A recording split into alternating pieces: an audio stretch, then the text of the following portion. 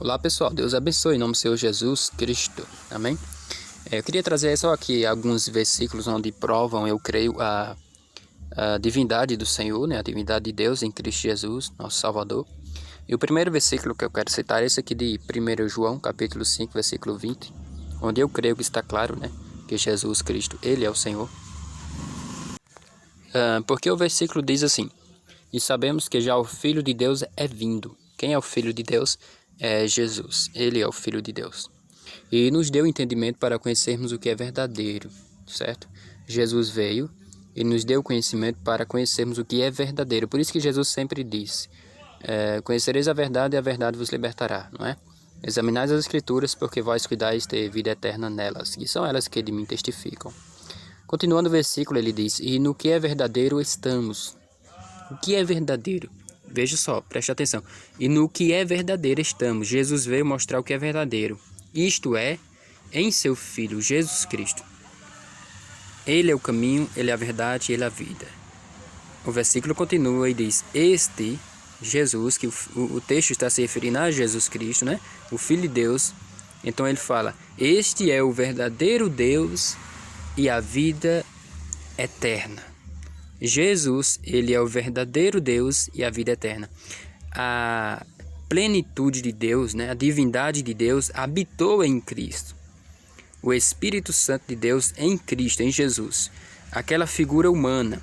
Por fora, claro, não é Deus, porque Deus, ele é espírito, não é? Importa que os que o adorem em espírito e em verdade. Aquela figura humana na carne, ali é Jesus, certo? E nele, dentro dele, está o Espírito de Deus, o Espírito Santo, o próprio Deus no Filho. Porque, segundo as Escrituras, para que houvesse remissão de pecados, precisaria de derramamento de sangue, né? Como está escrito em Hebreus. Sem derramamento de sangue não há remissão de pecados. Então Deus, ele é Espírito, não é isso? Deus é Espírito. E se ele é Espírito, ele não tem sangue, né? Ele não tem sangue. Então ele precisaria de uma pessoa, de um homem, para poder derramar o sangue. E este homem foi Jesus, que nasceu da Virgem Maria. Mas vamos para o próximo texto. Aqui em João capítulo 14, né, Filipe interroga Jesus e diz: Senhor, mostra-nos o Pai, o que nos basta. Então Jesus responde: Filipe, há tanto tempo estou convosco e não me tendes conhecido? Jesus dizendo: há tanto tempo que eu estou com vocês e vocês não têm conhecido quem sou eu, né? As obras que eu fiz, os milagres, as maravilhas, as palavras que eu vos tenho dito. Será que vocês ainda não têm visto que eu sou? Então ele diz: quem vê a mim vê o Pai. Como dizes tu, mostra-me o Pai. Então Jesus estava mostrando ali para Filipe que ele é o Pai, que ele é o Senhor, que ele é Deus. Que dentro daquela figura, daquela carne, né, humana, estava o próprio Deus, a divindade de Deus ali em Jesus, fazendo os milagres, as maravilhas e as palavras que estavam sendo ditas. Então Jesus mostrou para eles, revelou para eles que ele é o Pai. Por isso que ele diz: quem vê a mim vê o Pai. Ele não, claro, Jesus não estava dizendo da minha aparência exterior.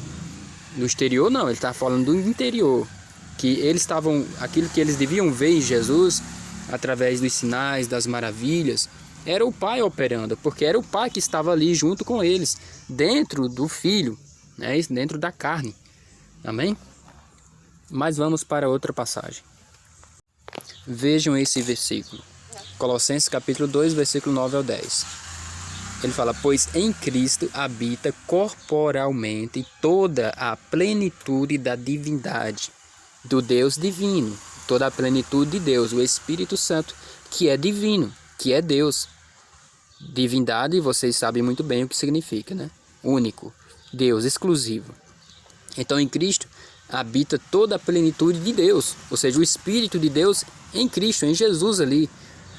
E por estarem nele, por nós estarmos em Cristo, que é o cabeça de todo poder e autoridade, vocês receberam a plenitude. Veja, nós recebemos o Espírito Santo de Deus, assim como os apóstolos, lá em Atos 1, a partir do capítulo 1 e 2, onde ele recebe o batismo com o Espírito Santo. E todos os irmãos lá no passado receberam o Espírito Santo, ou seja, a plenitude de Deus que está em Cristo Jesus. O próprio Deus habitando em nós. É por isso que para um homem estar batizado com o Espírito Santo, ele precisa estar numa qualidade de... Ele tem que estar santo, o corpo dele tem que estar purificado, a mente, os olhos, porque vai ser Deus morando no homem.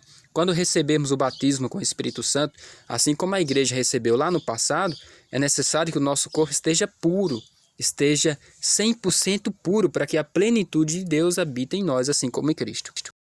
Mas vamos para o próximo versículo. Ora, esse versículo, amados irmãos, está claro. Esse versículo está claro. Veja o que é que ele diz. A virgem ficará grávida e dará à luz um filho. Maria, não é? Deu à luz um filho. E o chamarão Emanuel. Emanuel significa Deus conosco. Em outras traduções está Emanuel, que traduzido é Deus conosco.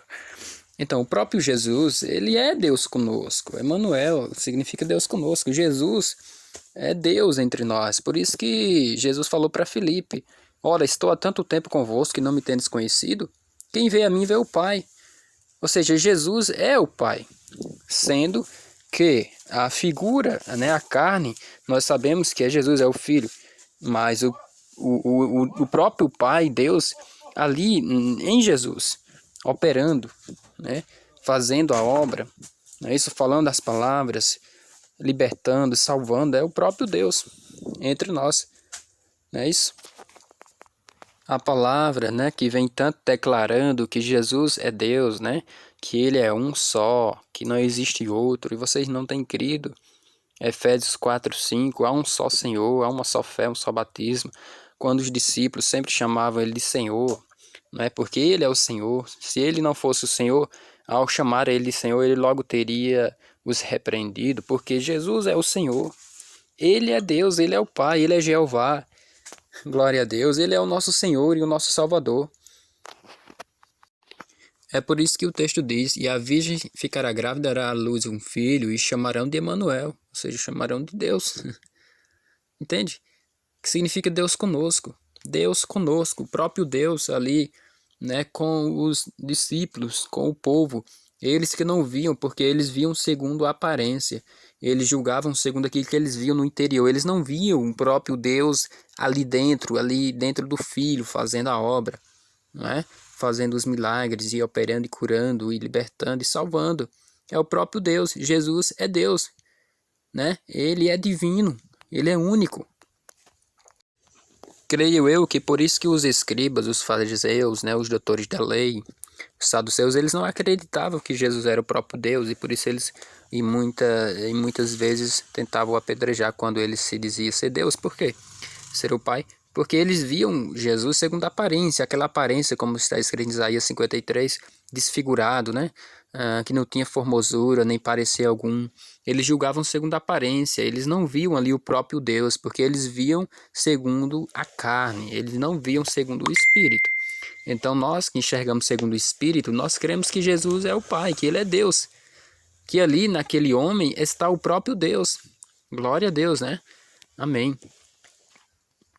Lembra de Tomé? Quando Tomé não estava crendo, né?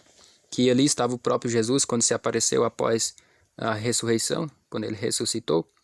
Então Jesus disse: vem aqui, toca no meu lado, põe as tuas mãos aqui na minha mão e vê os furos dos cravos.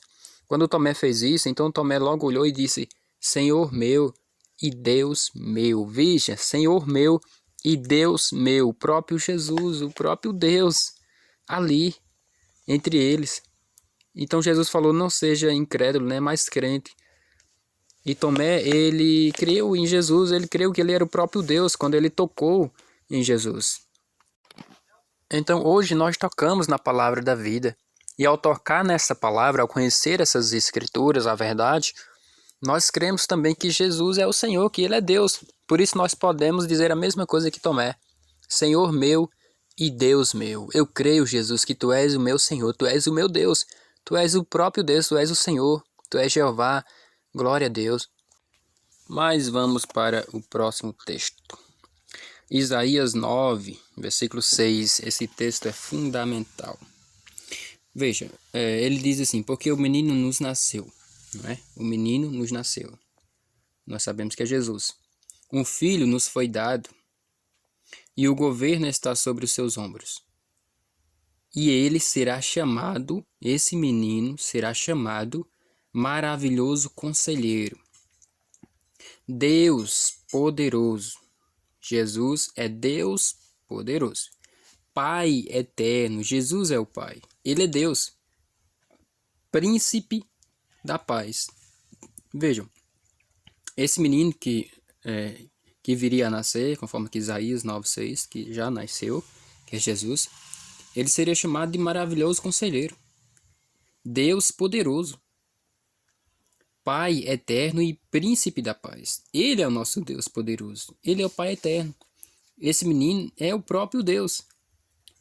Lembrando, mais uma vez aqui ressaltando, não é a carne de Jesus que a Bíblia se refere que é Deus, certo? Ali é o corpo onde Deus precisaria habitar para poder estar entre nós, não é isso? Para poder nos remir, para poder se colocar como homem, como está escrito, né? Que ele, sendo Deus, não teve por usurpação ser igual a Deus, mas se humilhou, não é isso? Glória a Deus.